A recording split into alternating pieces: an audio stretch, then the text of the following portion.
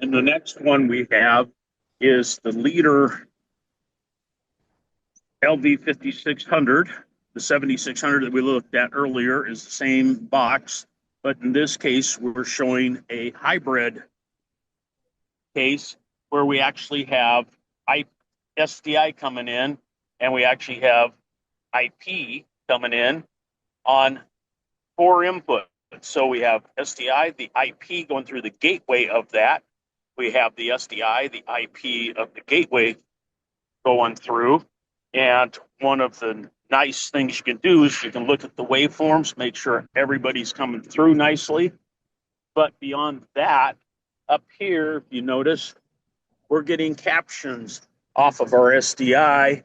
And we got an issue here that I'm not getting captions through on my IP. So it's very easy for the operator. Doesn't have to go into some menu and dig out some data.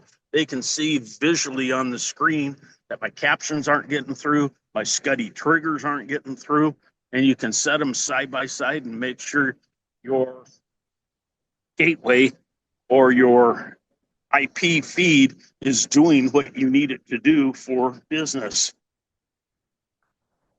You know, that's great, because although people say they're running an IP facility, we know it's going to be a hybrid facility. There's going to be SDI, there's going to be IP, and we know ancillary data gets lost, or it's never actually attached to the stream. So this, you know, is building on all of that SDI knowledge that broadcasters have and allowing them to use that in an IP world by having a true hybrid device. And here we've got the LPX 500 again, but in this case, we are running it in a hybrid mode where we have SDI and IP coming in, but with the ability to do 4K traces in SDI or IP. So we have a mixture of SDI and IP coming in. And here's a case where we can actually take analysis engines that are not on the main screen, and we can run them over on the optional extended monitor. So there is nothing lost in using that extended monitor. You do not have any reduction in capabilities or functionality.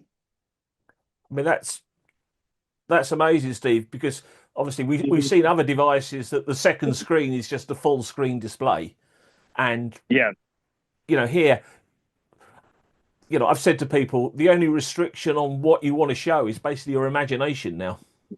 Yes. Yeah. Every single analyzer that we have can be placed on that extended screen. And you could take this main screen here with the 4 horizontal layouts. You could do vertical layouts like we did on the other side. All of that could be sitting on the extended screen if you wanted.